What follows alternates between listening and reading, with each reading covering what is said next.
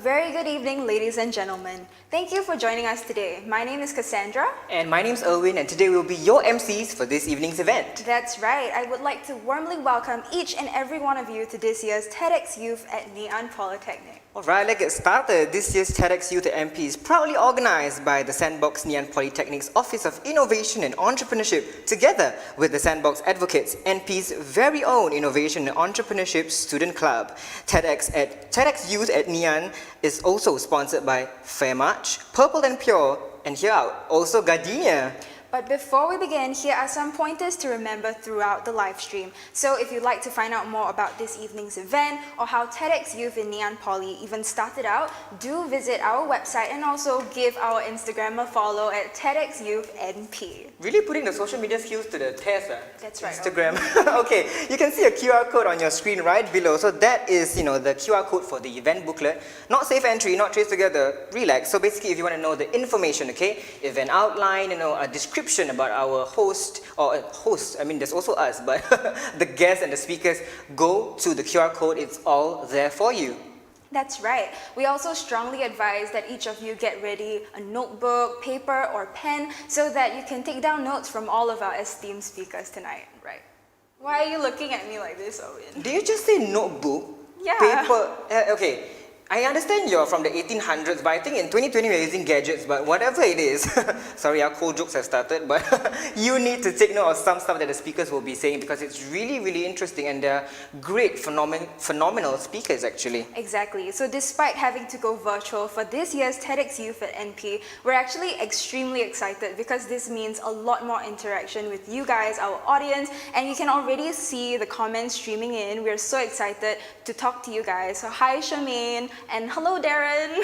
So nice to talk to you guys. Right. Also, because TEDxYouth is now virtual, you can enjoy it from the comfort of your home. So honestly, what's there not to love? Right. And Cass talking about the comment section going crazy. We can see you guys, talking about love, talking about comfort from home. We want to enable youth, right, in this century or everybody actually to believe in the value that no action is too small or no dream is too big, and hence the theme, the butterfly effect. Let's say that one more time, the butterfly effect. It sounds so great to just say it. And we're going to show you 6 speakers. Okay, take the virtual stage, of course. They share their stories. They share their journey, from failures, from, disadvantage. They really tap on their strengths and they're really pushing it and making an impact, okay? And TEDx is a program of local and self-organized events that bring people together.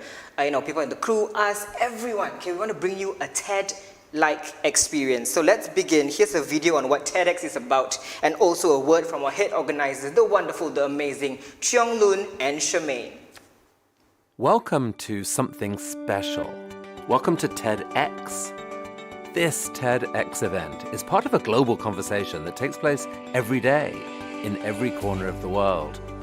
In schools, in theaters, in workplaces, even in prisons. People gather to hear the best ideas bubbling up in their communities. More than 3,000 TEDx events are held every year in 170 countries. It's a remarkable thing.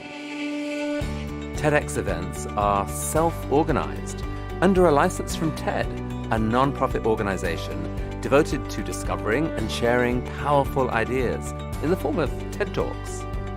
It's not TED itself, but your local TEDx team of volunteers that has done all the work to put on today's event, including booking all of the speakers.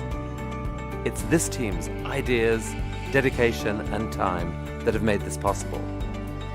We really hope today's program sparks an exciting conversation. This is a day for curiosity and for skepticism, for inspiration and for action. The more you enter into it, the more you will take out. And now, on with the show.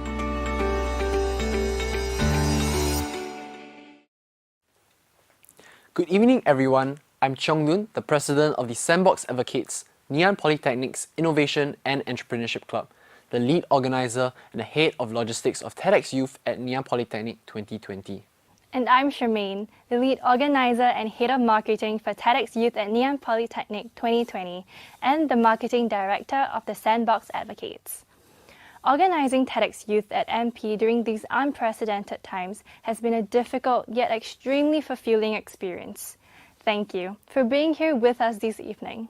We hope that you are staying safe and keeping healthy. The theme this year is the butterfly effect. In chaos theory, the butterfly effect is when an extraordinary slight change in initial conditions of a non-linear system result in large differences in a later state. Now, in popular culture, it is a belief that smaller things have the potential to become greater than the sum of their parts. However, sometimes we avoid taking small steps for fear of being overwhelmed or the lack of instant gratification. Instead, we should shift our focus into smaller tasks that help us create an early momentum that could be crucial in achieving your goals.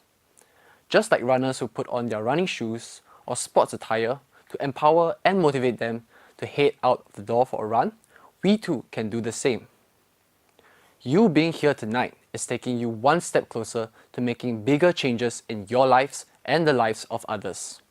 Indeed, any idea can flourish into great things when done with purpose and intention.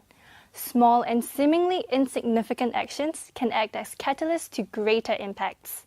This evening, we have curated 6 incredible speakers who will be taking the virtual stage to bring you stories of hope, resilience, and determination.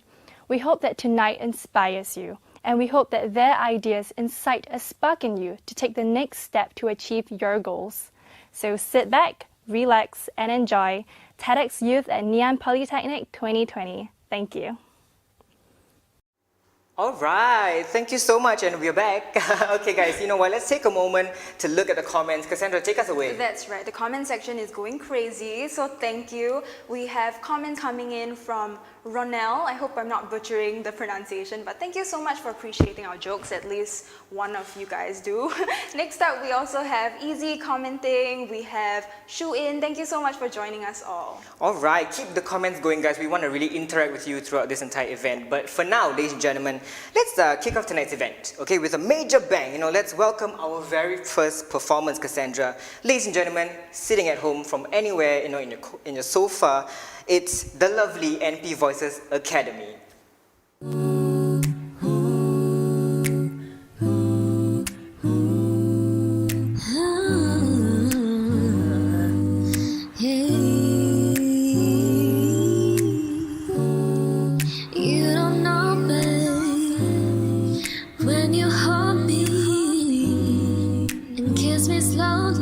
Is the sweetest thing, and it don't change. If I had it my way, you would know that you are. You're the coffee that I need in the morning.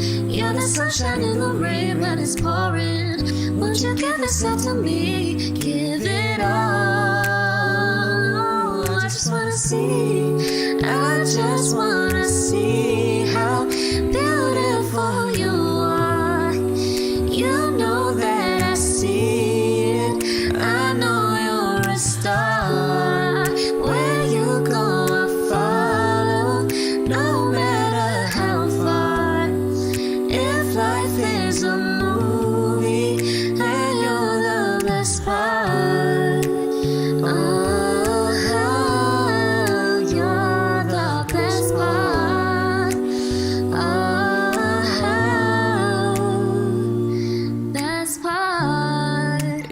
Sunrise and those brown eyes, yeah. You're the one that I desire. When we wake up, then we make love. It makes me feel so nice. You're my water when I'm stuck in the desert. You're the Tylenol I take when my head hurts. You're the sunshine on my life. I just wanna see how beautiful you are. You know that I see it. I know you're a star. Where you go, I follow, no matter how far. If life is a movie, then you're the best part.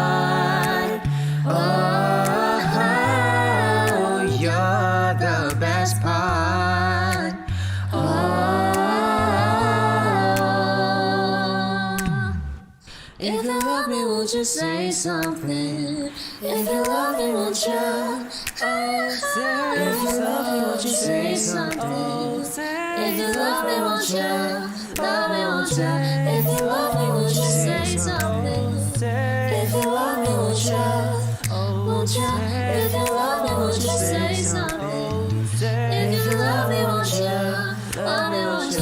If you love me, won't you say something? If you love me, won't you? If you love me, won't you say something? If you love me, won't you? Love me, won't you?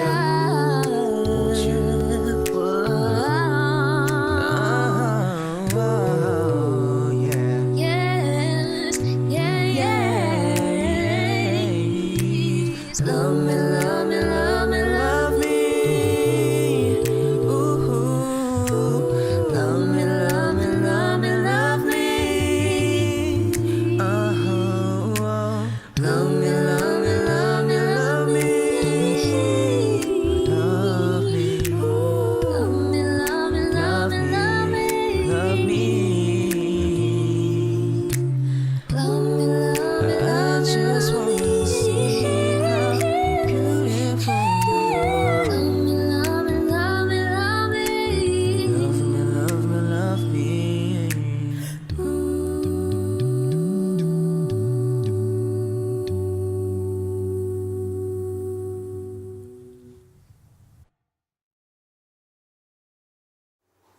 Thank you so much, NP Voices Academy. That was such a beautiful performance, and the a cappella really sent chills down our spines. And let's go ahead to the comments, Cass. Earlier on you wanted to point out something, okay? That's I think right. who was so this it? comment came in while NP Voices Academy was performing. Jan Rong says that he would clap if he could. And honestly, what's stopping you? And then there's Ahmad Izzat saying, commenting, alphabet OO, like small and then huge. I don't know how to, say that or sing that because you have no idea how the team earlier on sound really great, MP Voices Academy. But if Cass and I tried to harmonize, the entire studio and the crew will have a power trip and we will all go down.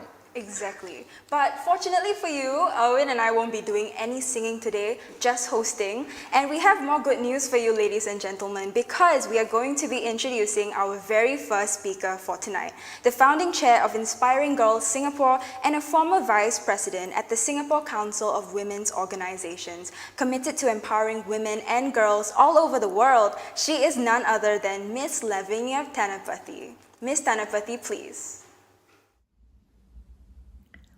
Let me start by being honest with you. This TED Talk has been the hardest thing I've done all year. In 2020, a year full of many dramatic changes for all of us, where all of us have been called on to do hard things, this has been my heaviest boulder and my highest mountain, all rolled into one. Why? It's not because I have a fear of public speaking. It's really because I'm used to a whole different format. I like speaking when I'm standing in front of an audience with a mic and on a stage. This Corona necessitated format has thrown my usual speaking style completely off. So as I sit here uncomfortably on my comfortable sofa, I'd like to share an idea with you that I hope will help you throughout your life whenever you too experience the complete discomfort that change brings. We all want the familiar. Ironically, sitting on a comfortable sofa in comfy pants is pretty much what we all want. At a movie, some pizza, and all is well in the world. This is what familiar looks like. Change is like an earthquake. It arrives like an unwelcome guest in the middle of your favorite show, and it rudely pushes you off your sofa and you end up on the cold floor with your pizza on your lap. I have lived a life of change, and I've been thrown off that sofa so many times I don't even care to admit it, which is why change is my TEDx topic. I've lived in many different countries, and each time I've moved, I've had to reinvent my career. Why? Why would anyone sane do this? Because I'm married to a career diplomat, and we are a diplomatic family. If you heard diplomatic and somehow thought that it was glamorous, let me tell you, it is most definitely not. It is less globetrotting and much more turtle trotting. What we do is we put our whole world on our back, and when we get to a new country, we put our load down and then try to live as normal a life as we can. And we do this every 4 years or so. Moving is one of the 5 most stressful life experiences in most people's lives. Think about the number of times you've moved, multiply that by about 5 or 10, and that's how often we move.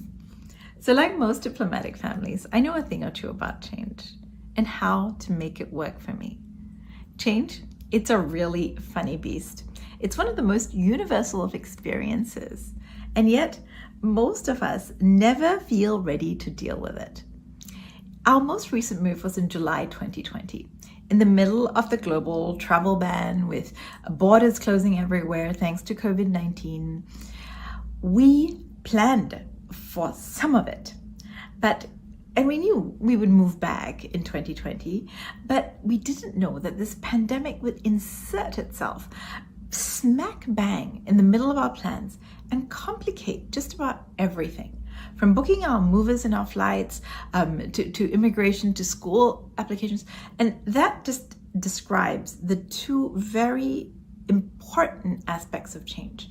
The operational, the part that you have to do, the list of things you have to do. And then there's the emotional, the mental gymnastics you have to do to deal with the many moving parts of change.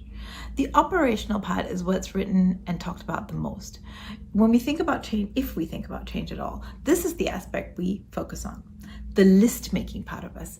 And for those of us who love lists, this is where we thrive. Excel spreadsheets are made for this. It is our intellect imposing order on the chaos that change always brings. What I've come to realize with living a life of change is that more than the operational, we must address the emotional aspects of change. Have a look at this picture. When we finally got on one of the rare flights that was still operating, this was the stewardess on our flight. The obvious thing you notice is her outfit, and this is the operational. The changes that airlines had to implement if they wanted to keep flying. Equipping their staff and passengers with masks, shields, personal protective equipment. The invisible part that you cannot see in this picture is the emotional change that had to happen for that stewardess to do her job in these conditions. She used to travel the world in a nice, stylish uniform with her face beautifully made up. Now she's wearing a plastic jumpsuit with a mask and safety goggles. She has to deliver the same level of service, but she also has to enforce not just seatbelt rules, but masks and distancing as well. So my contention is that the biggest and most powerful change and leap for her was emotional. It happened when she decided she could and would work in this new normal. This is also the biggest and most powerful leap for all of us. Managing our emotional reaction to change is the magic that turns resistance into resilience. And how can we do this? We can do this by nurturing good mental habits. It is only in building lifelong change-ready habits that we can be ready for any kind of crazy that life delivers. And that's what I'd like to share with you today. The habits of change rather than the process. The process is important, don't get me wrong, but the reason that change continues to be difficult for people and organizations is not because we don't know the process. It's because we don't acknowledge the emotional aspects of change. We don't make the time or the space for it. So the first habit of change is to help yourself. Self-care is the most important thing you can do for yourself. On that same flight that we took, the safety announcement told us to put the oxygen masks on ourselves first before assisting anyone else. That's because if you can't breathe, you cannot help anyone. So taking care of yourself is the most selfless thing you can do. You are of no use to anyone if you don't. One shortcut to self-care is to release yourself from any idea that there is anything desirable about normal. Never mind normal is my own personal mantra, and it's crucial for my mental health. Maya Angelou said that if you're always trying to be normal, you will never know how amazing you can be. This has certainly been my own experience. Let me share a picture of my family with you. This is my family. We are a blended family. I know our family does not look like a normal family. My husband and I are both in our second marriage. And when I married my husband, he already had 4 children. So I took on 4 stepchildren when I married him. I was 38 at the time, with no children and a failed marriage behind me. We married and had another child to give us a total of 5 children. So at 38, I went from no family to big family, all in an instant.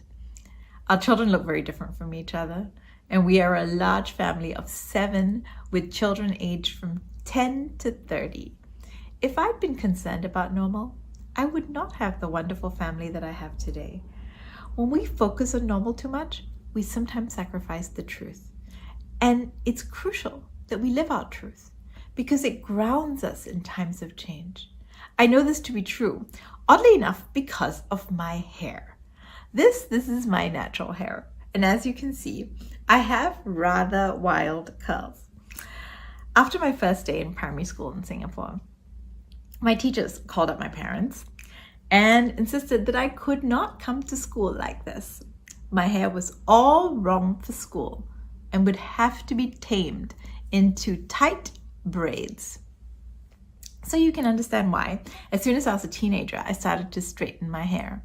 My entire youth was spent wishing for the shiny, straight hair of everyone around me. It was much later that I learned to accept and embrace my curls, and almost instantly, I felt a weight lifted. I was no longer trying to be normal. I was showing up as the real me, curls and all.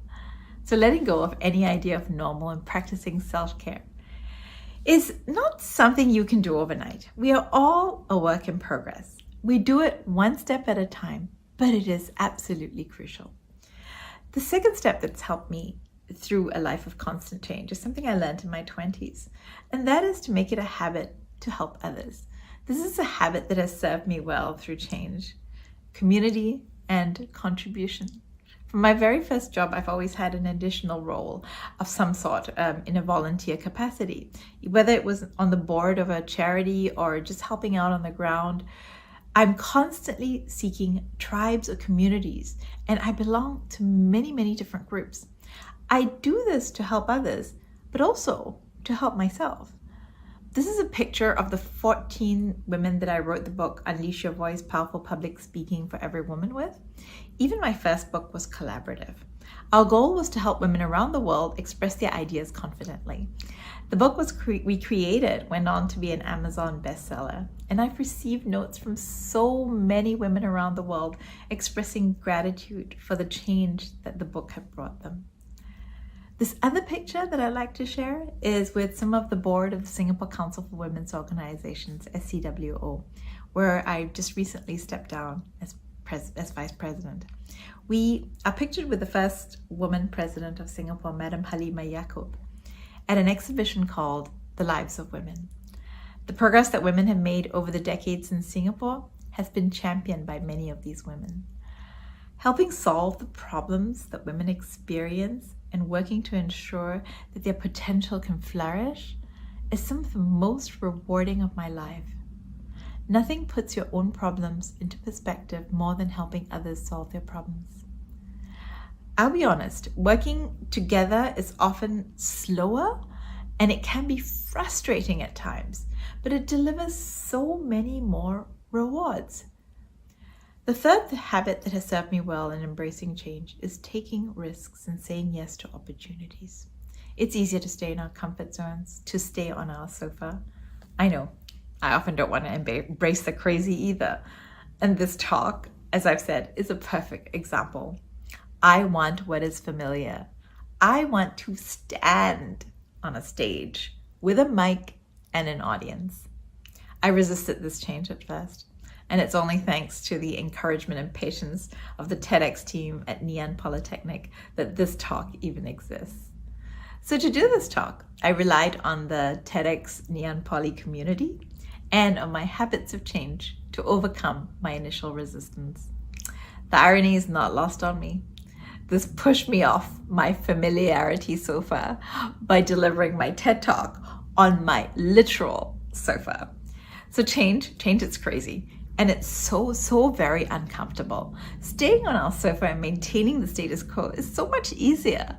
It's so much more comfortable, it's so much more familiar, but nothing new happens in the land of the familiar. Nothing exciting, nothing amazing. Amazing is hidden in the unknown. Amazing always lurks behind risk. Many years ago, I served on the board of HCA Hospice Care. Hospice is care for people who are at the end of their lives with a prognosis of under 6 months. At the end of their lives, every single person, whatever their background, was concerned with their legacy.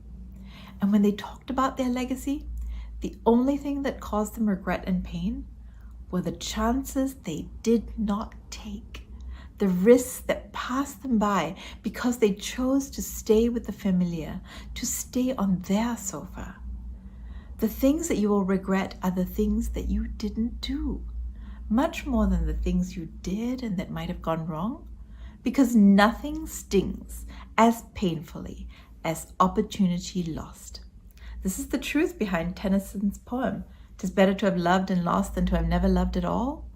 It doesn't just apply to matters of the heart. It applies to every aspect of our lives. Everyone has a different appetite for risk, though. The question to ask yourself is if this risk is also an opportunity and if it is in line with the compass of your life. Resisting change is a natural reaction. It is for everyone. We are all a work in progress. No one is done and perfect.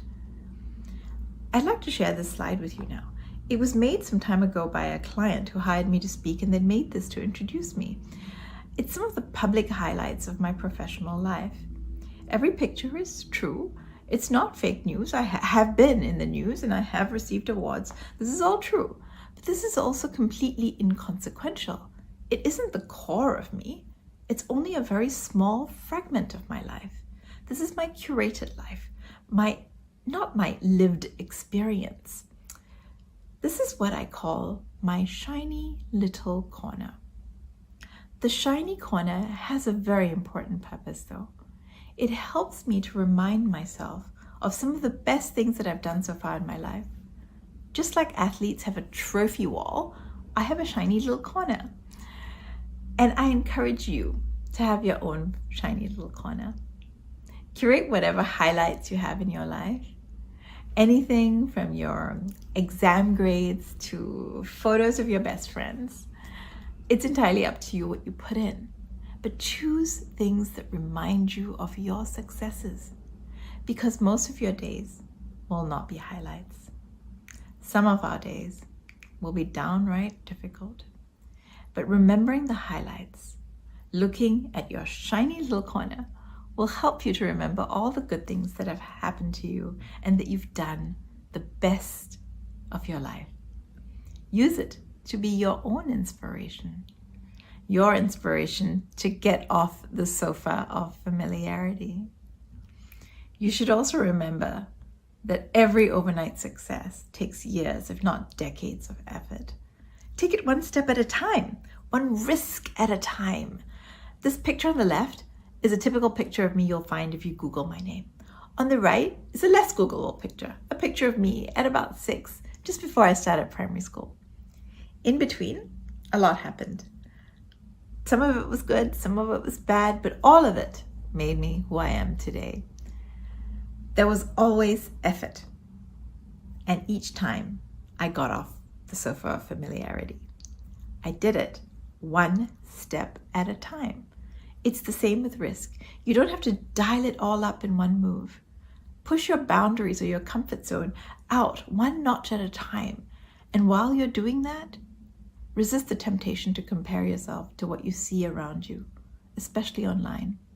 Comparison is the thief of joy, and social media has magnified that exponentially.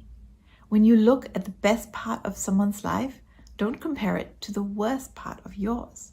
You don't know their challenges. You don't know their journey. What you see is just what's visible on the surface. They too are doing it one step at a time.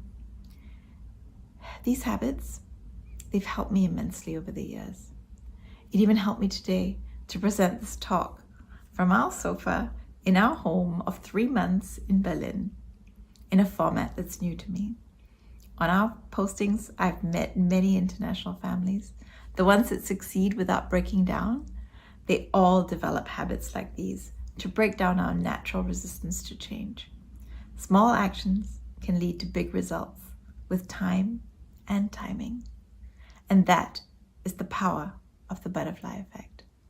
The changes you make in yourself, when you stop resisting change, when you invest in the effort to be ready to face change, when you practice self-care, when you build relationships and help others, when you take risks, these habits build our emotional muscles for change. And that is how you and I can change the world. One crazy change at a time. I'm Lavinia Thanapathy, and this is my idea worth sharing.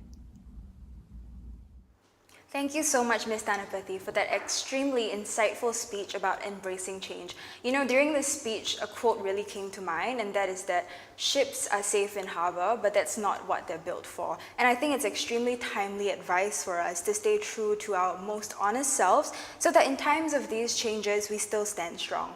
Because being selfless by putting yourself first means that you can be useful to others as well. If you don't help yourself, how can you go on and help other people? Right, Owen? I think that's extremely right, the sentiment that Cassandra shared. And let's go ahead to our comment because, when Ms. Thanapathy was speaking, everybody shared, so many comments. So let's go ahead. I think somebody earlier on mentioned that, they also resonate that change, don't resist change, go with it and it will make you a much better, individual deep down. And I also want to point out, Ms. Thanapathy says, thank you everybody for watching and commenting. I hope these habits are helpful and guys, really, the entire conversation that Ms. Thanapathy had, even though it's virtual, it was such a memorable experience. And then I want to say that, something that I, kind of got out of Ms. Thanapathy's talk is that, you need to help yourself first, like what Cass mentioned, before putting, others ahead of you. And also, you need to start doing small mental habits and it will go the long way. And, let's move forward. Let's be really positive about this. And, I would like to introduce our second speaker. So, here's my question, okay? From me to you, me to Cass. Okay. Have you ever tried going green? Not gonna lie, yes, and many times. Failed, right? Yeah. Going green like metal straws, trying to be as eco-friendly as possible. So if you fail in that aspect, it's okay, because this talk is for you, okay? We are going to bring up our second speaker once again, Mr. Morgan Yeo. Okay, if you've heard of him, he sounds familiar. He's the co-founder of Roger & Sons, a local co-working company of ethical makers as well as mavericks who craft the best furniture and really thoughtful objects, I would say. Exactly. He will be sharing about where Singapore's fallen and forgotten trees go. So let's hear about sustainability from the perspective of a local woodcrafter. Mr. Yeo, please. In April this year, NParks released a statement that they plan to plant 1 million trees by 2030. There was another article written by the Straits Times in 2017 that stated in the span of the next 15 years, 13,000 trees will be officially cut down. As Singaporeans, we live in a very comfortable environment. Everything is well taken care of. We have proper structures to everything. And we seldom think about how things are made, how things are being disposed of, or just how things work in general. Have we ever thought about what happens to the trees when there are new developments, road expansions, or even when the trees are sick? I bet we have heard stories on when there are storms or when lightning has struck the trees and these trees have destroyed properties or even killed someone. Most of us, we do not have the answers or even have that thought cross our mind before. So my question to you is, with more trees being planted and trees constantly being cut down, where do all these fallen trees in Singapore go to? In order to answer these questions, I'd like to bring some context into what I do. I'm from Roger & Sons, and we are a woodworking design studio from Singapore. and we have been around for the last 30 years. 6 years ago, we went through a rebranding, and we pivoted the business towards creating intuitive furniture and objects in small batches, with a keen focus on workmanship and customization. Our focus was to move towards being more responsible and sustainable in the things that we do, and in turn, try to create a more circular economy. If you think about it, as carpenters, we are murderers. We kill trees to turn them into furniture. It's the whole basis of what we do. And it is our responsibility to make proper use of what nature has given us. When I first joined the woodworking industry, I realized that in Singapore, we are wasteful with our materials. Most of the time, we would rather throw offcuts, furniture, and waste to the incinerators than try to refurbish them or reuse them. It's actually easier and cheaper to import new things and dispose of the old ones. Keeping them incurs additional rent, and labor is expensive, and thus it just makes more economical sense to just throw and just buy new things. Whether it's wasting food, clothes, furniture, this throwaway culture has been part of our lives, and we don't always think about it. And I'd like to give you an example. One of the most common requests that I have comes from new homeowners. Whenever they move into a new condo, these new condos are really small, and it comes with a new built-in wardrobe. But like I said, these cabinets are small as well, and these new homeowners would like to tear them down and build bigger ones.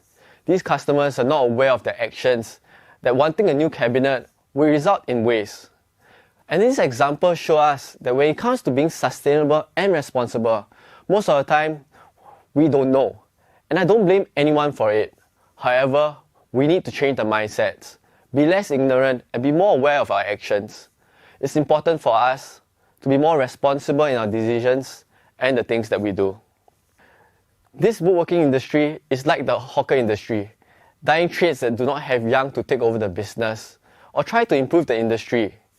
We want to be able to use whatever skills we have and pass it down to the younger generations and Singaporeans, and to preserve this dying trade. We want to be the voice and play a part in steering the industry into a more sustainable and eco-friendly one. And that's how we started the Local Tree Project. The Local Tree Project was started about 2 years ago. We first got into this because we were tasked by Tan Tock Sek Hospital to take the trees that have been cut down for the new wing in Novena and to turn these fallen trees into furniture. We took the trees, cut them down into planks, dried it, and turned them into tables and stools. During the whole process, we went to the sawmills, and we do not have many sawmills left in Singapore. We realized that there were tons and tons of trees piled up over the years. If you take a look at this image right now, this shed is the size of 4 Olympic-sized swimming pools. The trees are stacked out to about 3 meters high, and this is only just one area. There are many areas in this sawmill, and there are many other couple of sawmills left around the area. The general process of how this tree goes is that for public spaces, they are owned by M-Parks, and private developments are owned by developers or private homeowners. They usually engage a landscape company, and a certain percentage of the trees that are cut down have been turned into mulch, while the rest of it are supposed to be disposed of. They usually sell it to the sawmills for a couple $100, and these sawmills will turn these logs into pellets, cut them into big blocks to be used in shipyards, or smaller planks that will be used in furniture that cannot be seen. As we speak to the sawmills and arborists, we realize that a lot of these trees are underutilized. So my team and I decided to launch an effort to try to salvage these trees that were destined to die, to do what we can to salvage these fallen trees. So why is this process important, and why should we care? As seen from the images, there are still massive stockpiles of abandoned logs, currently left untouched and forgotten. These do not include trees that are slated to be cut over the next few years. These logs have no immediate purpose other than to be turned into wood chips or shipping pellets someday. In 2019, MSC, the Ministry of Sustainability and Environment, said that in Singapore, only 59% of our wood waste is recycled.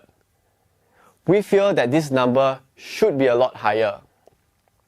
Kevin Perkins, a well-respected Tasmanian furniture maker once said, there was a German philosopher who had this wonderful thought. If we are felling a tree and we use this tree to make something in a sensible way so that the item lasts for as long as it takes for the tree to replace itself. So in the case of Huan Pai, you have to make and design for 1,000 years. Otherwise, we are not doing it justice. I'm for the old growth where you do things for the long term and do things of quality. And it is really important that we respect the materials that the earth has provided for us and not try to waste it. We have to better take care of our environment, our one and only earth. So how can people like you and me contribute to salvaging and upcycling these trees? How can we contribute to the reduction of carbon emissions? You and I, we are just small players and we are unable to contribute large impact instantly. However, with that said, a little goes a long way, and if everybody does just a bit, it will accumulate and we will grow. And we can do so by supporting local businesses and manufacturers, taking a look at their processes, whether or not they are sustainable or responsible in the things that they do. Not taking it at face value, but going deeper into the business. By keeping the supply chain local, we can be more sustainable by reducing carbon emissions. We are a city-state, and we rely heavily on the import and export trade. It is a necessity for our economy to thrive. However, CO2 emissions are hidden in your imports, with 26% of global emissions coming from producing goods for trade. Singapore's CO2 emissions peaked at 27 tons per person per year in 2006. And based on these statistics, Hong Kong, which is quite similar to Singapore, has lower emissions.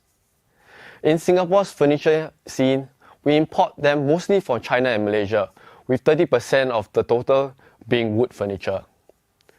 What we like to do is throw away this throwaway culture that we have, whether it comes to the single-use plastic or furniture as well. We forget that quality furniture should last for decades. With the price of furniture becoming cheaper and cheaper, it has become really easy for us to just throw the furniture away and get new ones, even if the furniture is still fully functional. And let's say we wish to recycle this furniture. Where can we recycle them? We can donate them to non-profit organizations like the Salvation Army or pass it on. We can even sell it to the Garang Guni man. But where do they sell this furniture? We do not have many recycling options in Singapore.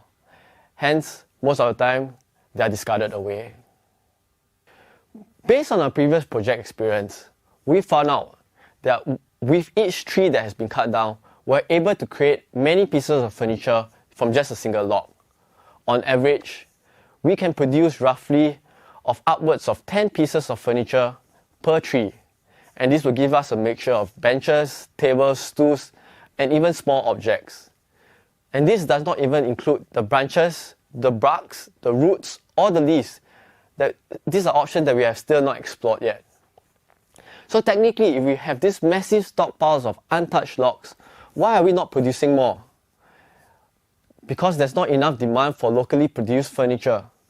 The piece of Singapore-made furniture is generally more expensive due to the higher cost of manufacturing in Singapore, due to overhead costs being really high, and most often than not, it's difficult for companies to match price points with big companies like IKEA. And another issue Singapore faces is that there's a lack of skilled workers to produce these products.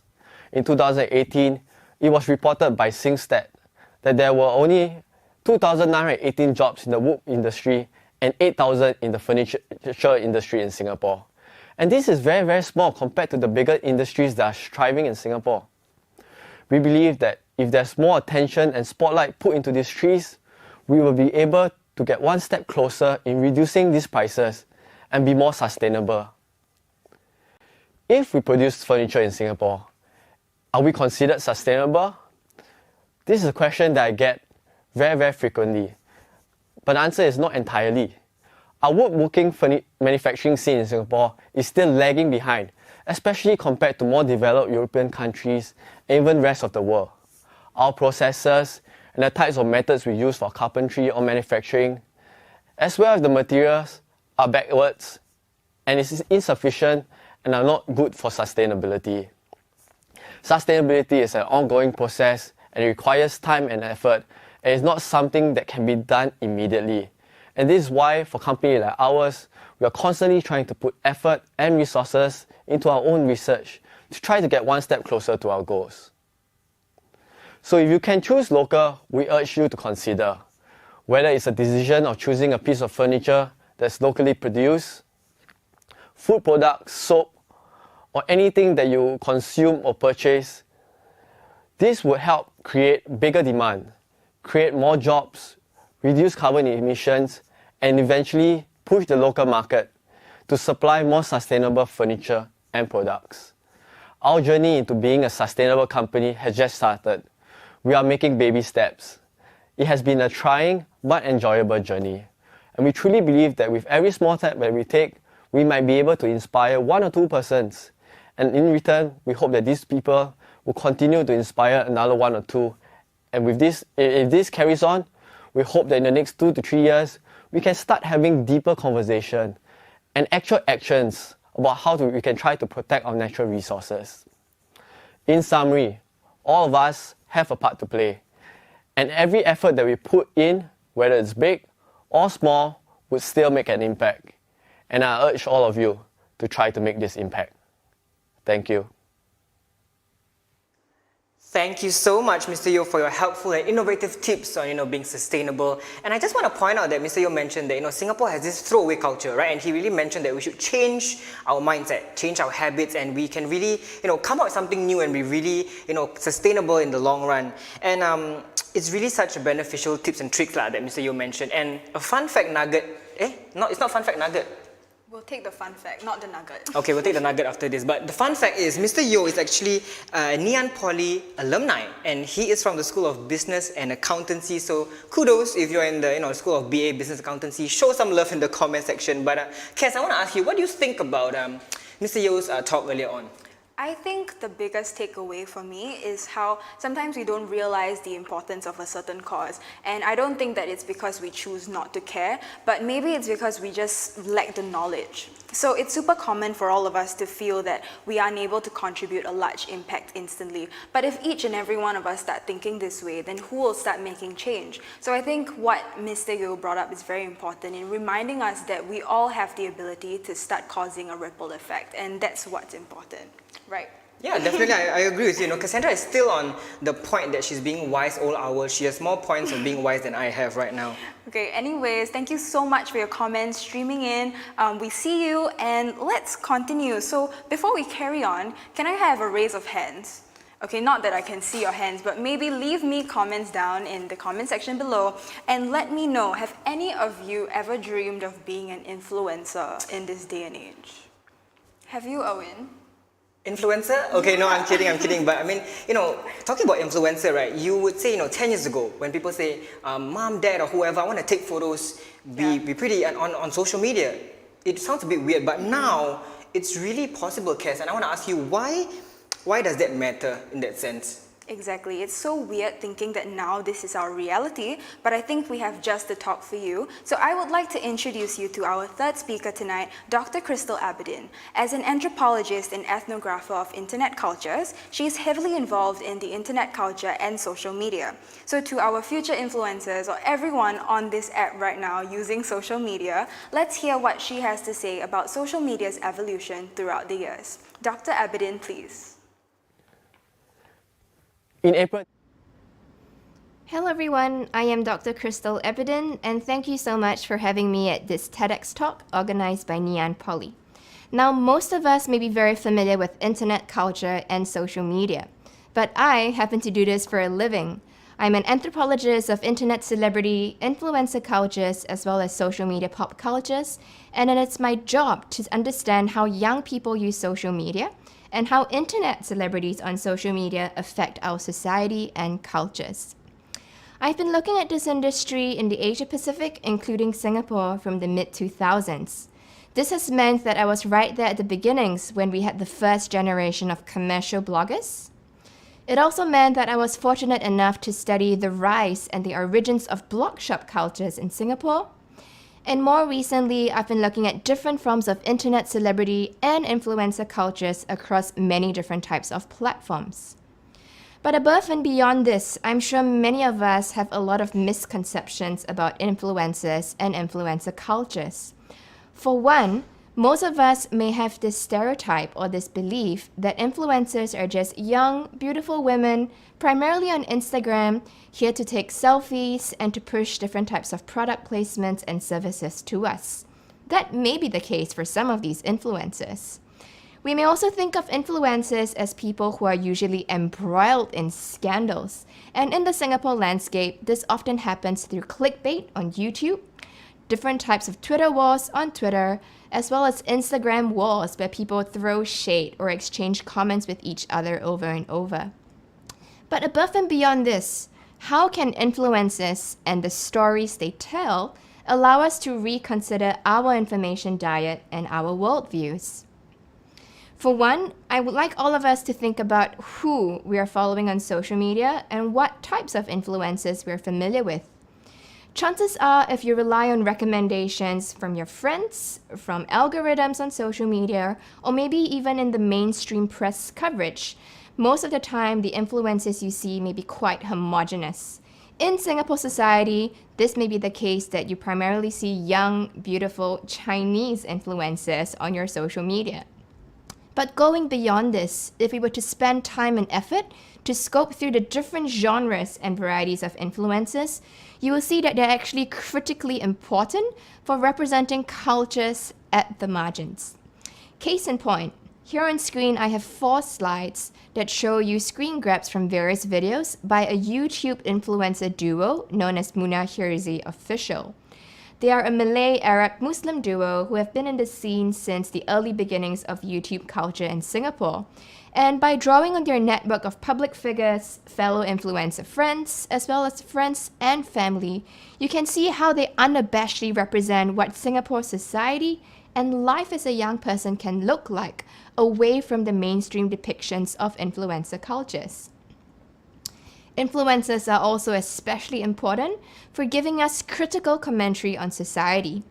You may be aware that some influencers are really experts at humor. They astroturf all sorts of parody, satire, critical commentary on Singapore society and politics, sometimes through the vehicles of entertainment, other times through the vehicles of entertainment that's really a political message. Case in point, here on the left, you see again YouTube duo Muna Hirzi Official together with some of their friends from the music industry coming together to put a parody video commenting on the state of racial discrimination in Singapore. This occurred during a time period where Malay vendors were turned down from hawking their wares at various bazaars and shopping centres because they were not the target demographic that was presumed to be Chinese spending consumers.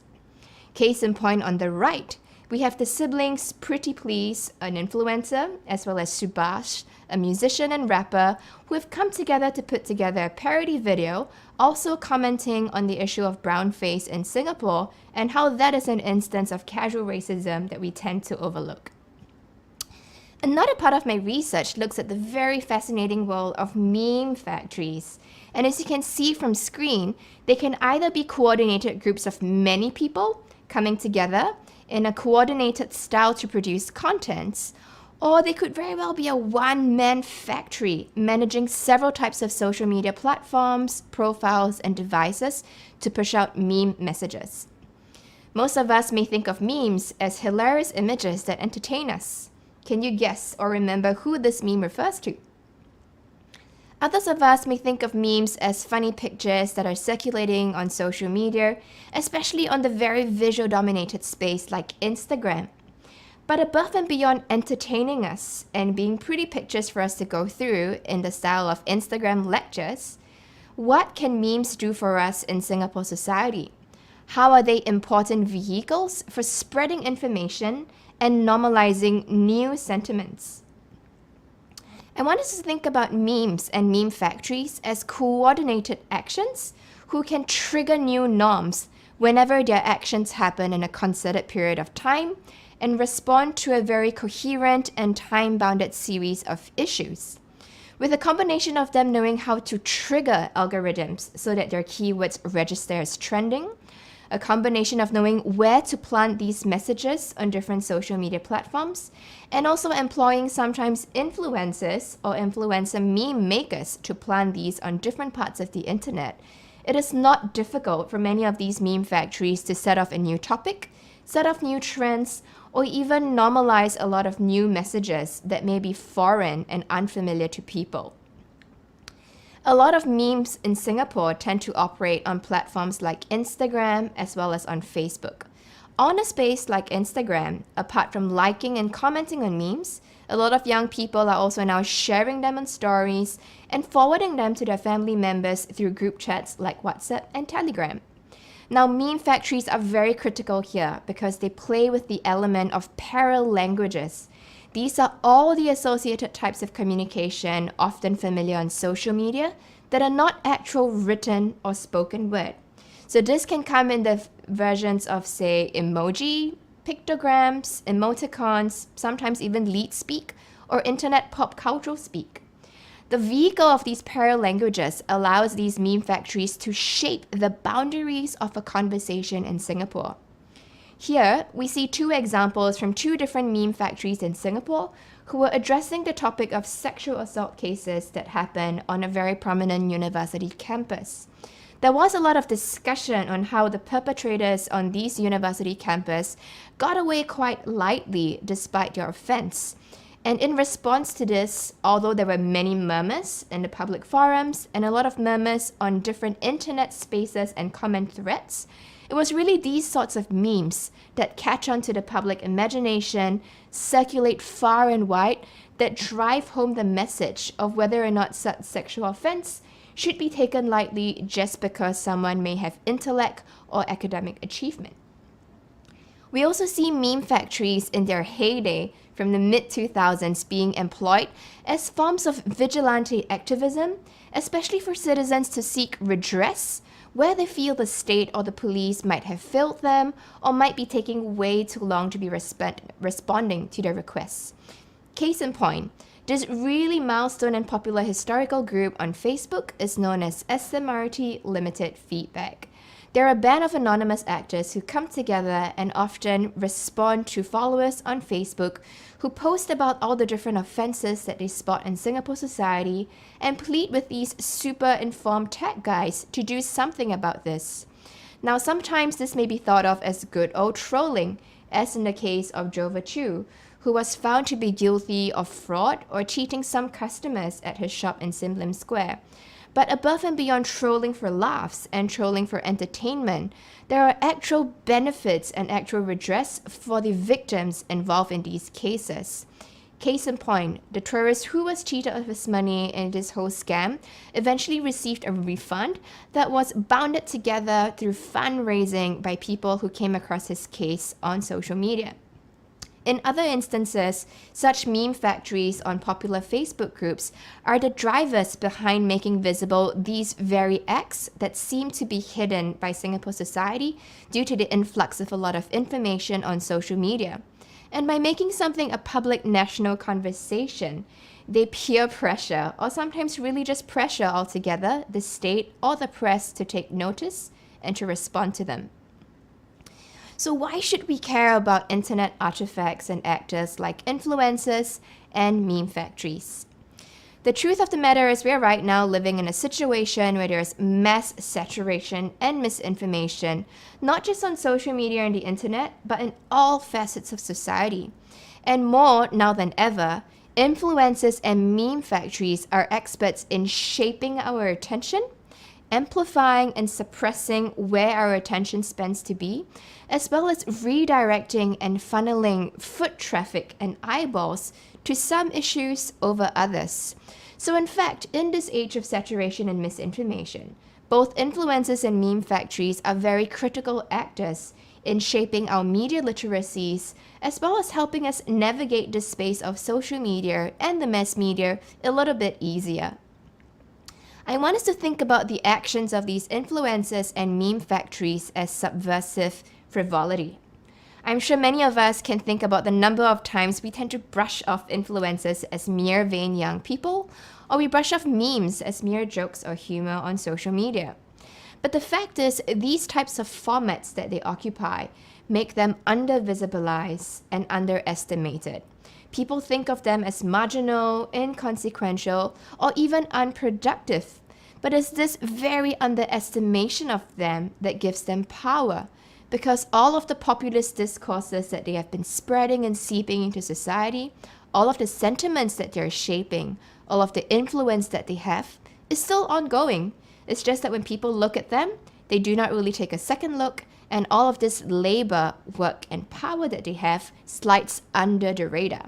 So for that reason, influencers and meme factories who are not taken very seriously tend to just survive longer in the information ecology because they stick, and people are very happy to listen to their messages and to have them hang around just a little bit more. You might also be aware that we are living in a situation now where there's a lot of scandals, controversies, and confusion on social media. Just about every other day, there may be someone who's being called out for an issue, a company whose social media campaign has gone wrong, or a person whose misdeed or wrongdoing was exposed because of social media attention. But we want to be aware of when this can be very fruitful and useful for public conversation versus when these are just circuits and cycles of what anthropologist Victor Turner calls social dramas. That's right, every time we come across a scandal, whether by an influencer, by a public figure, or by a meme that's spreading its rounds in social media, we can think about the life cycle of how these visible artifacts occupy our imaginary as well as take up space on social media. And there are usually about 4 stages in this typical life cycle. In the first stage, we think about an overt breach. This is when there may be a sin, a wrongdoing, or a scandal that's been committed that breaches the social norms that are already in place and governing society, whether society and the laws of influencer cultures, or of everyday societies, or of different religious and cultural groups that have different beliefs. So that's step 1, a breach. In step 2, there is now an escalation of this crisis. This usually happens when people take notice of this breach and respond to it, usually through finger pointing, through conversations on social media, so much so that with this going viral or getting a lot of visibility on social media, there is a reordering of social relations. What this means is that maybe a once popular influencer may now be very much the number 1 hated person on the internet. Or it could be that a topic that's usually taboo to talk about is now the one trending meme that is circulated far and wide. So we see here that there is a shift and an escalation of crisis where the norm has been disturbed and things are escalating on the rise. And that is step 2. In step 3, after all of this happening, there usually takes some time for the person in question, the meme in question, or maybe even the company who has been faulted to take part in some sort of redressive action. If you're a fan of influencer cultures, this usually takes the form of a sorry video on YouTube or a very extensive heartfelt post on Instagram. This may also come in the form of public apologies by companies or by meme factories and different accounts taking down their contents, deleting contents, and making apologies.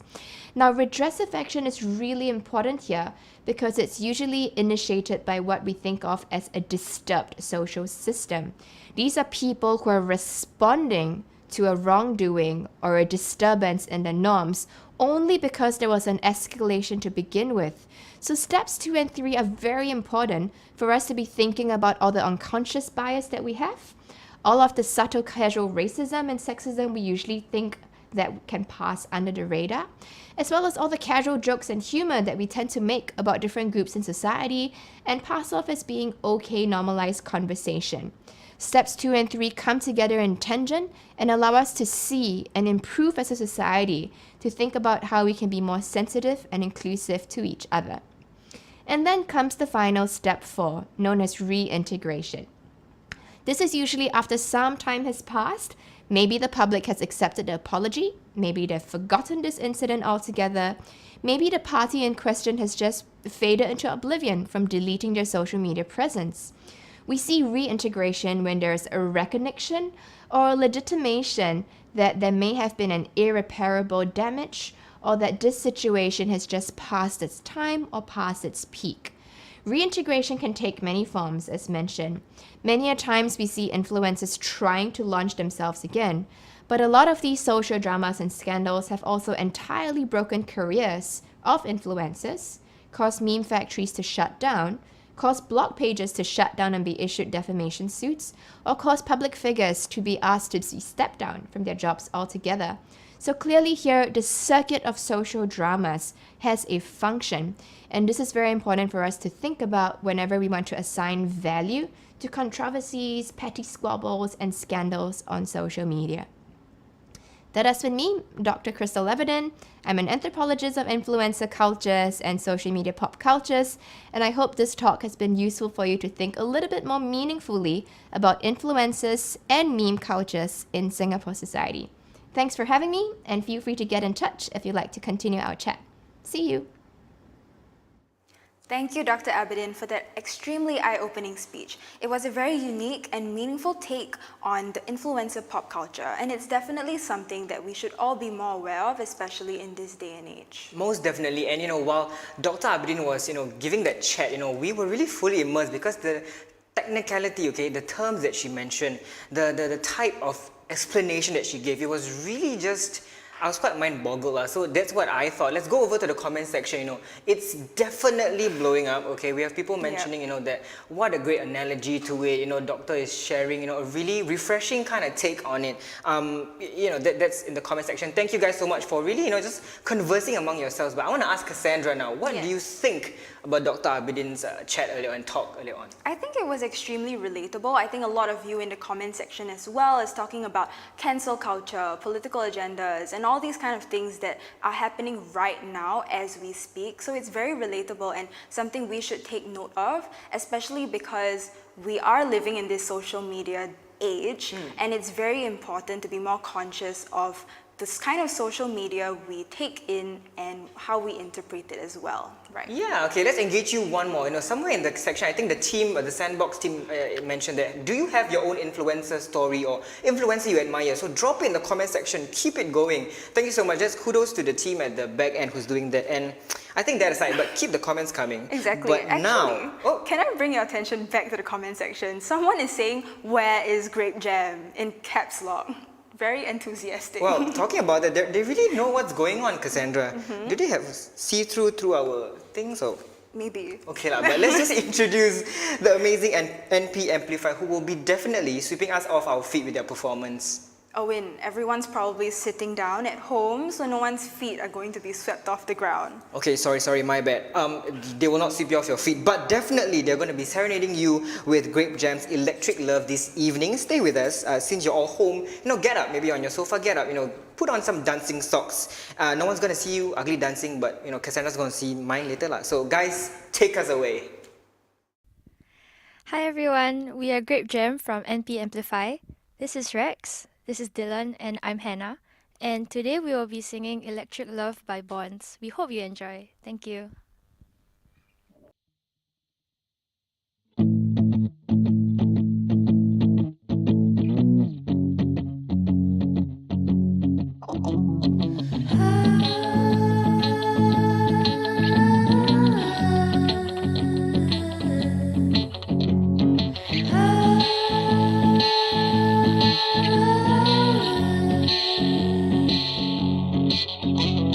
Candy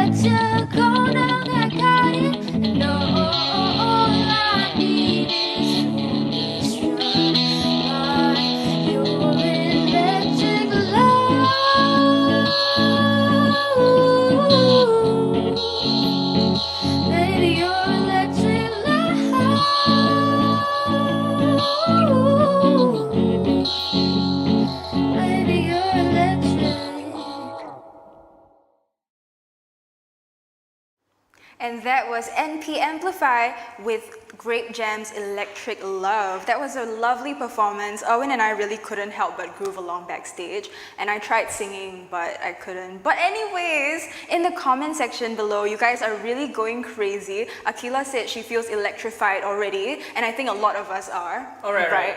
Correction. Not that we were grooving, okay? Cassandra was grooving, and I was busy on my script, as I should be lah. Yeah, right. Okay, anyways, we really hope that you guys have been enjoying the lineup. As Cassandra has mentioned, the comments are, blowing up. Keep it going, guys. You guys really love, Exactly. Grape Jams and their song Electric Love. But Cassandra, we really like all the grape emojis, so thank you. But next up, let's introduce our fourth speaker for tonight, Mr. Gary Lim, an experienced visually impaired guide and facilitator at Dialogue in the Dark, Singapore, located in our very own Ngee Polytechnic. Dialogue in the Dark Singapore aims to raise awareness and facilitate inclusion of marginalized people in our community. Their vision of social integration goes way beyond just helping the blind. In the darkness, we can no longer see differences of race, class, or religion. With their belief that more employment opportunities should be given to the disabled, Dialogue in the Dark Singapore only employs the blind as guides in the dark rooms of their exhibitions. Without further ado, Mr. Lim, please. Hi, good morning everybody.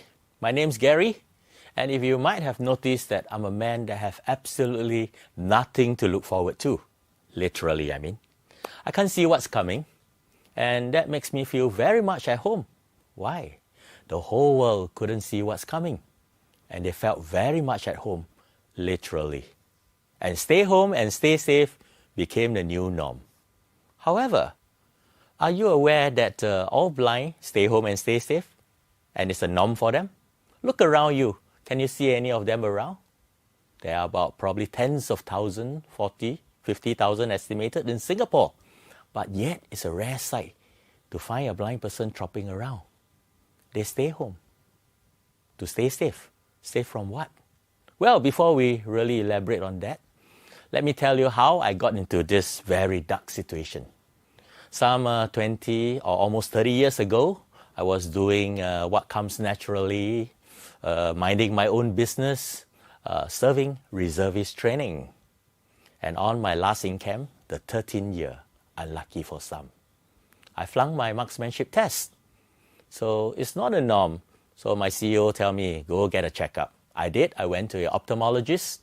And after some diagnostic, the eye doctor came back and say, Gary, you got glaucoma. I said, what? Glaucoma? You mean my eyes are going to sleep? He said, no. He brought out an eyeball as big as a football. He opened it up and started explaining.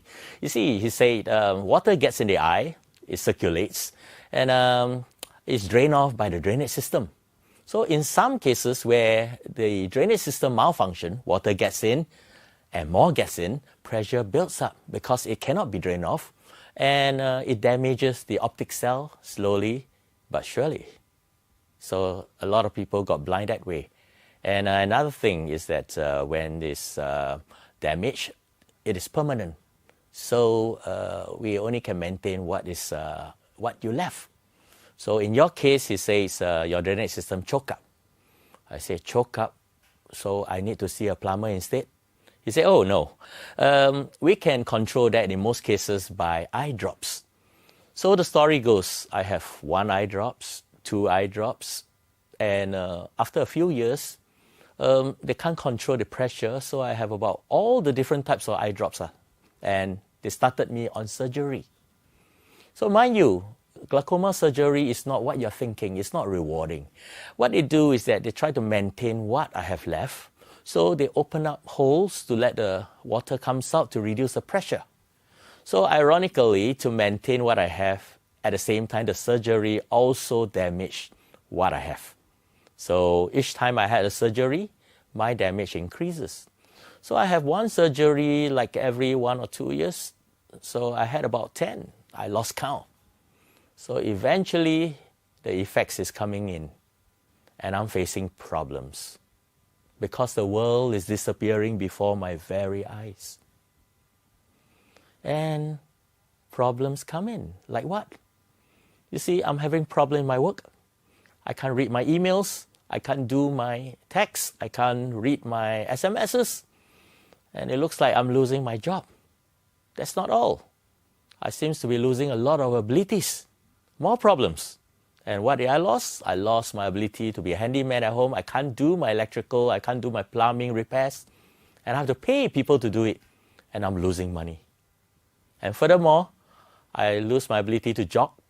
I say it's okay, it's a good excuse not to jog, not to exercise.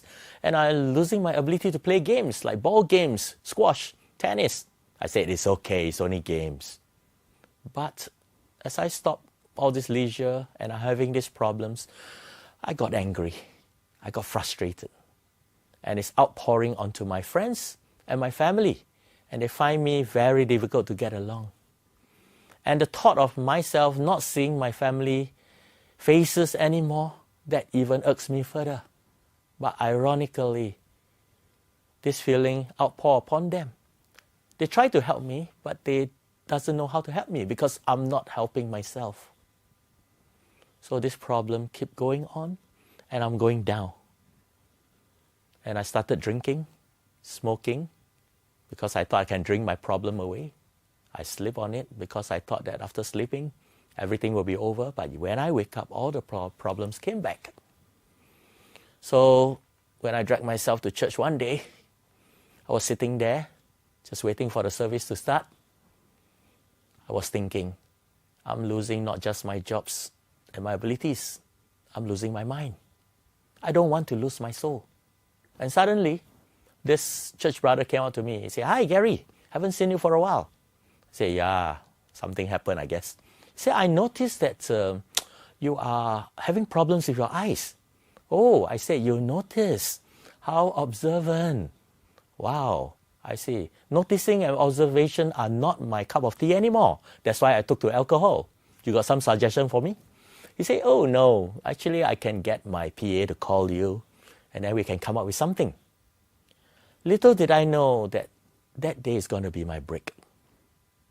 And to make a long story even longer, well, the PA called me, and sure enough, I understand then that my friend actually worked for SG Enable. And what's that? It's actually a government agency that partnership with social enterprise and charity organization like SPD, which is the Society of Physical Disabled. So the PA hooked me up with one of the nice gentlemen. His name is Daniel, and he works for SPD. So he was going through my file, and after reading, he said, "Gary, I noticed that your vision is down to 5%. What are the things that you can't do?" "Oh," I say, "I cannot do two things. I cannot do this, and I cannot do that." He said, "Oh my, that's almost everything. Laughter, the best medicine, isn't it?" I say, "Yeah, overdosage make you a joke." He said, "Well, keep the attitude. I like it." Well, he said, "I can start you on a mobility course conducted by the Guide Dog Singapore." Guide Dog Singapore is another charity organization for the blind. So I said, "I have lost so much things already. I have nothing further to lose. Why not?" Well, I went there with some reluctance. I just go. And when I was there training, I realized that they taught me how to use a cane in a different manner. It's very technical. They use things like the wall. They use traffic noises. They use things like wind even to feel. And then a little bit of echolocation. It was quite scientific. I didn't know that. Well, it does help a little bit with my movement. Okay, I say it's all right. They also taught me some kind of self-defense to defend myself when I'm mugged. Well, in Singapore, that wouldn't happen.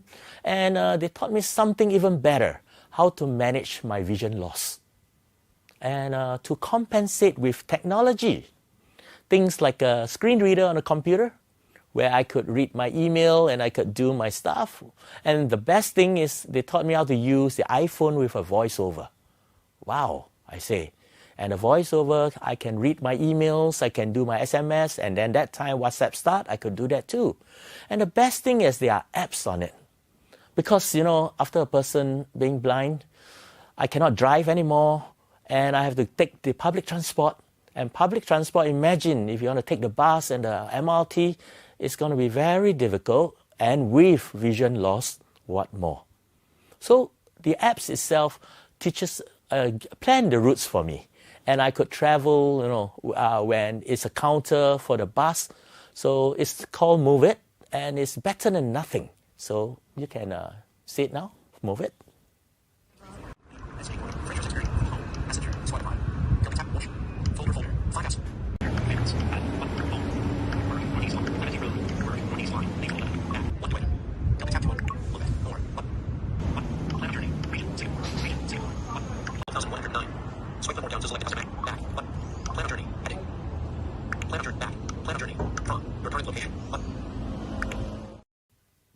Well, this app also tells me when a bus is approaching or the bus is arriving. Well, it actually helps me to go. It's some form of solution. Wow. And while I was on the course, I got curious. So I asked the trainer, I said, what about this guide dog thingy, you know? You have guide dogs. So the trainer said, well, we provide guide dogs for the blind. Oh, I said, like how much? He said, well, 50,000 or more. I said, goodness gracious, I'm so poor now, I can't even pay attention how to pay 50K. He said, no, we give free for the blind. I said, oh, that's the magic word. You know, I want one. So sure enough, I was placed on the assessment, and after some time, in less than 2 months, I got it in record time, my guide dog, Jordie here. You know, I didn't know that he's going to be one of the best things that happened to me when I go blind. I'll elaborate more. And while I was training with him for 3 weeks, that nice Mr. Daniel got me a job in Dialogue in the Dark. Well, this place do very dark business. They conduct curriculums for schools. They did team building workshops for companies, and they did enrichment programs. They did components for modulars, for polytechnics. But all are being done in total darkness and conducted by blind people only. Wow. So I get to know my colleagues, and I got to know 2 of them who are congenitally blind, you know, blind from birth. And imagine, try talking to them about rainbows, colors, how about shadows, explain to them. Or how about handsome, ugly, beautiful. Wow. You know, beauty is in the eyes of the beholder. What happened if you never have eyes? I thought that was total deprivation. How are they going to function in this sighted world? But yet, they function effectively in this world of sight. Why? I noticed that most of them look on the bright side. Bright side? I said, like where, man? I'm trying to look for my bright side. Well, they actually have a positive outlook of life. What's that? I was thinking, you know, all these years, I was looking at the wrong place or the wrong time. I was always looking at my problems. You know, over the years, when I was having my surgery, I was thinking of the problems piling on me. I was thinking negatively, and it hurts me more and more. And I took to doing other things, stupid things like drinking and smoking. But when you look on the positive side, like these people who could function effectively in a world of sight, though they are blind, because they take every form of challenge, not as a challenge, but as opportunity. And having that opportunity make you grow strength to strength. I say, gosh, they make me realize that The worst thing about yourself not being able to see is to see yourself not being able. Goodness, why didn't I think of that? I say, if they have it, I want it. And if they can do it, so can I. And if the blind can do it, what about you? You see, I started doing things and more things. I did so many things. It kept my mind away from thinking about problems. And it made me forget that I cannot do a lot of other things. And when I talk about doing things, it's not just things. It's things that build up your spirit. It's things that give you self-esteem and increasing your confidence. And by increasing that confidence, you have a positive energy that keeps you going. And that positive energy in turns inspire people. And when your friends around you get inspired, they gravitate towards you, thereby improving your relationship again. And my family started to having food with me, dinner with me, going out with me, because I have Jordie. And I realized Jordie also can jog with me. And I built up a routine of jogging with him every morning. You can look at it.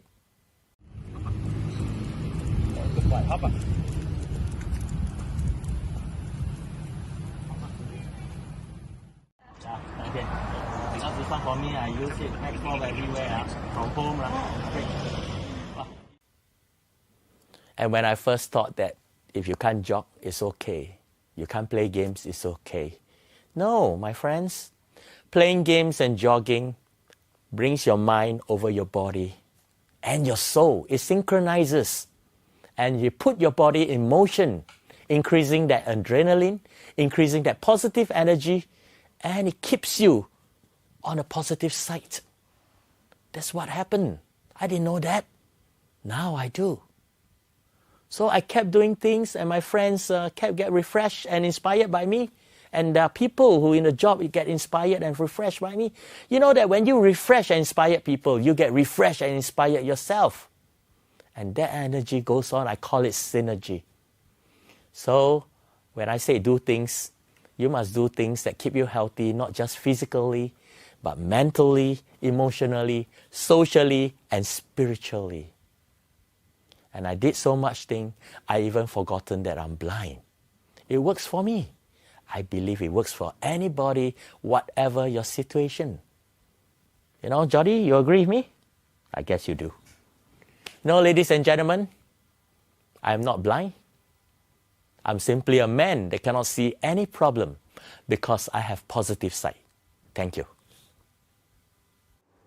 Thank you so much, Mr. Lim, for sharing, looking at the brighter side of life. And honestly, what Mr. Lim mentioned about having challenges, right, and turning them into opportunities, right, tapping on our strength, going from strength to strength is what I really admire about Mr. Lim. And just a fun fact for you guys, and for everybody's watching, Mr. Lim was actually my guide when I went to Dialogue in the Dark, NgeeAnnPolytechnic. So 2 out of the 3 times when I went there, he was my guide. Wow, that's such a sweet reunion, honestly. And looking at the comment section, you guys are going extremely insane when Mr. Gary was giving his speech. I really was very touched by a lot of your comments. A lot of you were commenting about how funny his dad jokes are. And even Miss Thanapathy was commenting about how Gary is such a natural on stage. But can we also talk about someone else who was a natural on stage? His guide dog, Jordie, was so cute. I could go on talking about how much I loved his speech and how inspiring it was. It really got very emotional, I think. Yeah. Even here listening to the speech from him. So once again, we thank you so much, Mr. Lim, for that sharing. Up next, we have our 5th speaker for tonight, Ms. Cheryl Tan, Executive Director of the Singapore Mental Health Film Festival, where they use films as a catalyst to advocate and promote conversations about mental health. Using raw human stories, Cheryl inspires courage and love in all the people around her. Today, she'll be talking to us about mental wellness. Ms. Tan, please. When I was growing up, I was never exposed to the idea of taking care of my mental health. In my schooling years, we were taught the importance of physical health, but no one ever mentioned the term mental health. The extent of my knowledge was to know that the Institute of Mental Health in Singapore was where crazy people would go to. And back then, I understood crazy to be a negative thing, and had associated mental health to mean crazy for a very long time. Never in my adolescence and teenage years did it ever cross my mind that I have mental health issues. When I was 6 years old, I vividly remember writing 4 words on little pieces of paper. I wrote, "I want to die." I'll fold them into tiny squares and tuck them in a little plastic container at the very side of my desk at home. One day, I came back from school and I saw these pieces of paper scattered all around the dining table. It hit me really fast that my mom had discovered my treasure chest. My parents started questioning me about the existence of these notes, and I remember feeling really small at that time. I felt horrible for writing those words, and thought of myself as a bad kid. They made me promise to never write such words again. And just like how I tucked those notes in a very little corner of my desk, that issue was tucked into a very dark corner of my household and was never ever brought up again. Seeing that no one truly addressed the state of my mental psyche as a young child, my suicidal thoughts and bouts of depression did not stop. However, there was that one time in secondary school when I opened up to a trusted teacher. She was one who constantly checked in on me and was genuinely concerned about me. Conversations always started with, "How are you doing, Cheryl?" That morning, after I told her that I had almost taken my life the night before, I gave her my word that I'll never end my life. However, that promise did not stop my suicidal thoughts from coming back.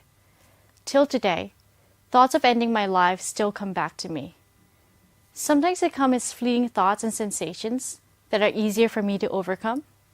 And then there are times when I feel like I'm completely broken apart and inflicting harm to myself would be the only way out to escape from this internal pain that feels excruciating and unbearable.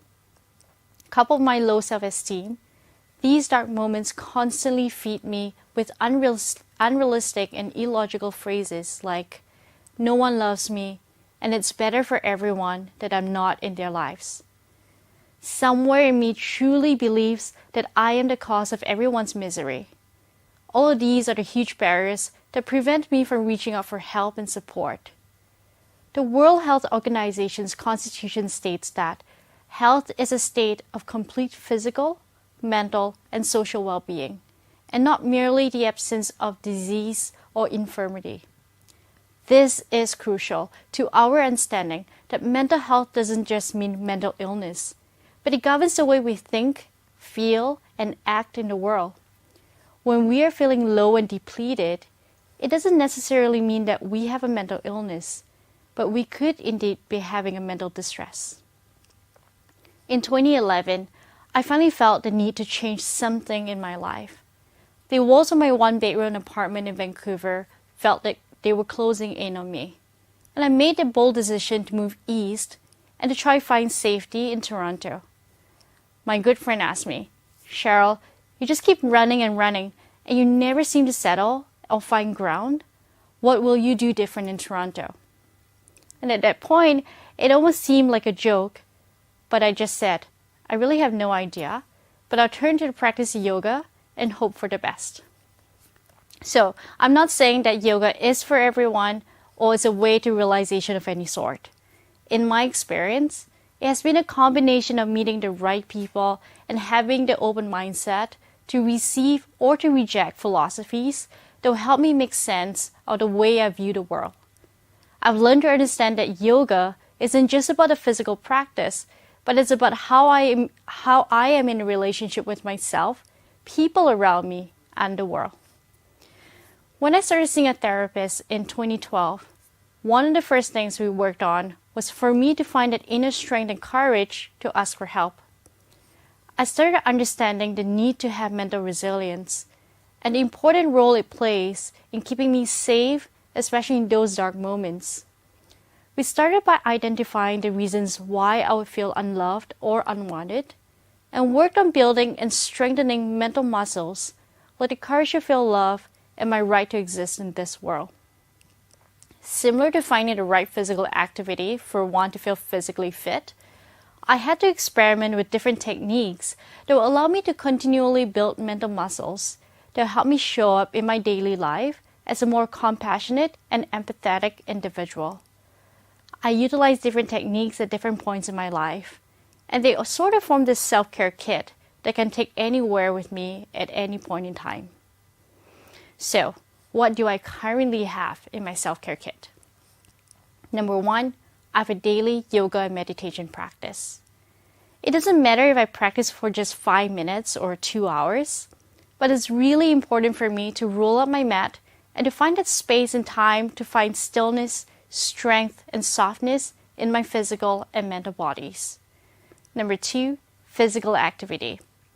Being active is a huge part of my life, but the activities have always been different. I went from rollerblading to wakeboarding to snowboarding and hiking, and currently cycling and rock climbing. Perhaps I do gear towards more extreme sports, but it's also because it gives me this great spark and adrenaline, which is my greatest source of feeling free and whole at the very same time. Number 3, boundaries. Therapy made me realize that I had no concept of boundaries. I was always there whenever my friends or family needed me, regardless of how I was feeling at that point in time. To me, it was always others before self. But I knew that I was resenting my family and my friends because I didn't want to be there for them. But there was a huge part of me that felt really bad because they needed me, didn't they? I wanted to be needed, but at the same time, I needed my own space to recalibrate. It's taken me years of work to really establish proper boundaries for myself and to find the strength to tell people that I cannot show up for them because I needed to take care of myself first. Number 4, a calendar and bullet journal. These are essential items to help me manage my time. As an executive director of a nonprofit organization, it is easy for me to constantly fill my calendar with to-do items and be flustered when I can't find the time for self-care or to finish my tasks. However, it wasn't until last year that I realized that I needed the mornings to practice and to work on essential tasks, and the afternoons could be saved for meetings. With these time management tools, I've learned to space out tasks and to be more realistic with my time. And so, in other words, I've realized that none of us, not you nor I, have the superpower to achieve infinite amounts of time. Number 5, letters and notes from close friends. Especially in those moments when I want to inflict self-harm upon myself, both mentally and physically, I try to remember that I have this stash of notes from my close friends. That one Christmas, I asked my friends for a special present, to write me a letter that I read in my darkest moments. Because I'm so used to beating myself up, I found it necessary to let the words of my friends draw me back to reality. And there have been many instances where I felt like running away again, but I chose to turn to these notes, which always serve as a reminder that I am loved and appreciated by people. These reminders allow me to find strength and courage to then reach out for help. And lastly, number 6, therapy. I have a weekly date with my therapist. This allows me to let go of any baggage or bottled up thoughts or feelings that I can't quite share with my friends, family, or partner. It gives me the opportunity to make sense of my emotional and mental state, and also keeps me accountable for my own mental health. As the executive director of the Singapore Mental Health Film Festival, I still live with depression, anxiety, and suicidal tendencies. But I wouldn't call myself weak-minded, but instead, I have learned to acknowledge the immense amount of strength and courage it takes for me to practice daily self-care so that I can live an intentional life. Building a self-care kit or routine requires self-discipline and commitment. It also requires flexibility instead of rigidity, because there are things that may work today which may not work tomorrow. Self-care gives us that opportunity to continually explore and discover new or old ways that will help us feel grounded and safe in our bodies. Taking care of our mental health doesn't mean that we're weak-minded or have a mental disorder. Taking care of our mental health is part of our human existence. It allows us to show up and be present in our everyday lives. It gives us its strength to say yes or no to things or people depending on the situation. It also gives us that courage to ask for help and support when we need it, and to notice signs of mental distress before they become acute and overwhelming.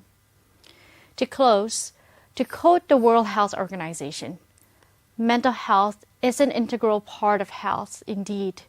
There's no health without mental health. My hope for everyone, young and old alike, will be to understand the importance of mental health and to take necessary measures to perform regular self-care. Thank you. Thank you so much, Ms. Tan, for sharing a thing or two, about telling us to take care of our mental and physical health. And honestly, by doing that, we can do that by self-care. Thank you so, so much. Exactly. Someone very wise once told me that being vulnerable actually takes a lot of courage and a lot of strength. And so mental health used to be a very taboo topic, but I think that we're all really glad that we are starting to see the importance of it as well as raise awareness around it. You see, a lot of us, we buy makeup, we eat supplements, we work out, we buy pretty clothes, but all of this is just to dress the vessel that we live in, and we forgot the most important thing, and we overlook the importance of spending time on working on what's within as well. So it's very important to take note that both physical and mental health are equally important. And that's really true though. Just saying, when Kes mentioned about wearing makeup, even I'm wearing makeup, so take care of what's within. That's utmost importance, guys. So let's move on to our sixth speaker. Okay, I think you guys are really ready for him. He's Mr. Jasper Yap. Okay, he's a Chief Technology Officer of Easy. Well, I wanted to say a cold joke, but I almost forgot. Never mind. Singapore's largest B2B marketplace, okay, for industrial and business supplies. And if you're an aspiring entrepreneur, this talk is for you. And I'm sure the talk is easy for you to understand. And sit back, relax, enjoy the journey on the talk. So, Mr. Yap, please. In 208 BCE, General Xiang Yu led a group of men across the river into enemy territory. When the time was right, he ordered his men to stock up on 3 days' worth of food supplies and to destroy the rest of it. The only way for the soldiers to sustain themselves is if they win the next battle. He also ordered them to destroy the shipping vessels that they used to cross the river, effectively cutting off all means of retreat. With only 3 days' worth of food and no way to escape, Xiang Yu led his men into war with one mentality: there is no turning back. General Xiang Yu's forces continued on to win 9 consecutive engagements and eventually the Battle of Jilu. Xiang Yu's decision to take the risk is widely known in the Chinese idiom, 破釜沉舟. 破釜, which means to destroy the food supply, and 沉舟, which means to sink the ships. For Xiang Yu and his men, food was their only source of survival, and the ships were their only way out of enemy territory. It was their backup plan, and Xiang Yu destroyed it on purpose. Because he knew that when everything is on the line, his fellow men will give everything they have to fight and win. Corner an animal, that's when they are the most dangerous. Xiang Yu and his men had no way to back out, and they were forced to win or pay with their lives. Now, this made for a great story, but this is also a radical and a risky mindset, because it is effectively encouraging people to destroy their backup plans. So I asked myself, what is the middle ground? I'm an entrepreneur, and I certainly believe in taking calculated risk. A professor at the University of Wisconsin did her PhD study on the topic, how backup plans can harm goal pursuit and the unexpected downsides of being prepared for failure. According to their findings, thinking through backup plans quash people's motivation to achieve their primary goal. Because they lose focus, they concentrate on the easier things, on the easier way. But can you really destroy all of your backup plans at the first sight of an opportunity? The answer is no. Having a backup plan is important, but the key to balancing this is timing. Timing in the form of an opportunity, a moment when all the stars align. That's when you have a choice. To sink the ships, pursue your goal, or continue maintaining the status quo. What will you choose? And what does your moment look like? Perhaps you're a student who just started a website and you're seeing exponential growth, and you can no longer keep up with the demands of being a student and an entrepreneur. This is your moment. Perhaps you have a full-time job, but you're also an influencer that has just landed a deal with a major brand. And you wonder to yourselves if you can leave your full-time job. This is your moment. Or maybe you've been working at a company for years, but ever since you graduated, you've always wanted to start a company. And out of the blue, an entrepreneur has approached you and invited you to come change the world at their growth stage startup. This is your moment. The question is, when that moment comes, will you sink the ships? I've always wanted to start a business. When I was 18, I started a business in recruitment. I made some money, but it eventually failed. When I was 21, I started a business in the software industry. Made some money, but it eventually failed. Altogether, I failed at 5 different ventures. And what I've learned from the process is that the lack of focus and commitment kills businesses. I started these ventures, but I was really holding on to my backup plans. And that caused me to lose focus and commitment. With that in mind, in early 2017, I started Easy with my co-founders, Logan and Terrence. At the same time, I was also offered to study at the National University of Singapore. And that was my backup plan.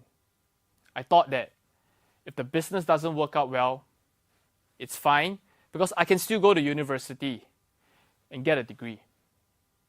However, I also knew that having a backup plan can cause people to lose focus on their goals. So between the co-founders, we discussed what will be the moment. What will be the moment that can help us decide to sink the ships? What will be your moment to help you decide to sink your ships? For me, this was the moment. It's about late 2017, and we have just launched Easy, the platform. Logan, Terrence, and I were pitching to NgeeAnnPolytechnic to allow us to join the incubator and provide us with seed funding for the company. The pitch was going smoothly, and before we ended, Patrice Chong, director of the incubator, looked to the co-founders and asked, what will happen when Jasper and Terrence has to go to university? The room went silent. We didn't know what to do. The platform has just launched. We were going to join an incubator to grow the company exponentially, and we have just secured funding. At that moment, we had a choice. We could either keep our backup plans or double down on building the business. Terrence, Logan, and I looked to each other and we nodded our heads. We knew that this was the moment. We made the decision, and together we replied that we were going to focus on building Easy. And from that day onwards, we worked harder because we knew that we only have one shot at this. No more backup plans. The ships have sunk, and we only have 3 days worth of food left. There was no turning back. Today, Easy is Singapore's largest B2B marketplace for industrial and business supplies. Our clients include small medium enterprises, multinational corporations, and even the Singapore government. And many successful entrepreneurs has done it before me. Mark Zuckerberg, co-founder of Facebook when he dropped out of Harvard to build Facebook. Today, Facebook is a multi-billion-dollar company. Rachel Lim, co-founder of Love Bonito, when she dropped out of college in her final year, broke her scholarship bond to build the company of her dreams. Today, Love Bonito is a multi-million fashion empire. And Rodney Tang, founder of LiHo Bubble Tea, when he sold his flat to start the first Gongcha Singapore outlet. Today, LiHo Bubble Tea operates over 90 locations across Asia. For many of you, this once-in-a-lifetime opportunity will present itself to you as well. And when that happens, it's up to you to make the decisions. Will you sink the ships? Let me wrap it up with a quick story. In 1983, John Scully was the president of Pepsi. And it seemed like he had it all set up before him. He had a great job, he had people working under him. He was set up for success, and he was comfortable. But at that time, the founder of a small startup deeply wanted John to partner with him to lead the company together. But despite multiple attempts, John repeatedly declined his offer to venture into the unknown. Because why should he leave his great company, his comforts, for a startup which might not even exist within the next 5 years? His moment came when that young founder, Steve Jobs, pitched him a question that would change his career and his life forever. And without that moment, Apple would not be the company it is today. I want to end off by asking you the very same question. Do you want to sell sugar water for the rest of your life? Or do you want to come with me and change the world? Thank you. All right, thank you so much, Mr. Yap, for that inspiring story. And honestly, when you started off, right, that gusto, I loved it so much, honestly. And your thought-provoking questions and your very authentic journey that you shared really resonated with us. And did you guys know Mr. Yap was a former Ngee Ann Polytechnic student? Not to surprise you, from the School of Engineering, so kudos to him. Yeah, we've never been prouder of all of our Ngee Ann Polytechnic alumni, so thank you so much once again for that very inspiring speech. I think one of the greatest takeaways that I had was how there are certain trade-offs or sacrifices that you need to make if you decide that entrepreneurship is for you. So let's go to the comment section now. I think a lot of you guys found his speech very inspiring. Keith is also saying that it's hard to determine whether it's the right choice to stray off the beaten path. So that is a very interesting insight. Yeah. A lot of you are saying that his story really told you more about entrepreneurship and risk management. And just gotta give a shout out to Miss Thanapathy herself, saying what a great story of entrepreneurship and risk. And you know, coming from a fellow speaker as well, I think it's just lovely how we're just empowering each other tonight, honestly. Yeah. Exactly. Can I give you a fun fact, Owen? Okay, let's go. Okay. Actually, we have come to our very last speaker for tonight. Mr. Jasper Yap was our very last speaker, and I think we have had a very exciting and truly meaningful night for all of us. All of our speakers came from all walks of life, and I think all of them have proven one point, and the point is that each and every one of us can make huge impacts in this world, no matter how small we think it is. Like they say, be the change that you want to see in the world. So as we close off tonight, it's your turn to share. Leave a comment and let us know what is one small change you'll be making from here on out. We're very excited to see what you have to say. Let's not underestimate the power that we have to impact change in this world. Right, I really share, the same sentiment. I think, tonight I'm going to tell Kes that she won the round of being a wise old owl. So thank you, ladies and gentlemen. We are nearing the end of tonight's event, as Cassandra has mentioned. And I would like to direct your attention to the QR code on the screen once again, it's not safe entry. It's not trace together, calm down, okay? It's just a feedback form that we need you to help us out so that the planning committee, the crew can really take note of how your TEDx virtual experience was this year, and they can make it so much better in the years to come. So do scan that QR code and give us your most honest and authentic feedback. Thank you. Exactly. So Erwin, what was your favorite part of today's event? Oh wow, oh my god, it's actually quite difficult to choose from. But I would say, personally, right, the best takeaway or best segment that I had was the talk by Mr. Lim, Mr. Gary Lim, right, and his little doggy, Jordie. Yeah, Jordie. I must say it's really interesting because whenever I go for the Dialogue in the Dark, right, which is at Ngee Ann Polytechnic, the guide and everything, the whole journey, Mr. Lim, or we call him Gary during the tour, he always mentioned the phrase, use your challenges and turn it to opportunities. And to see that phrase go to a TEDx talk, it's full circle, really full circle, yeah. Amazing. So I think my favorite part of this TEDx Youth event is actually how being virtual, and despite being a virtual event, I think Erwin and I really feel so much closer to you guys because we got to interact with you a lot in the comment section.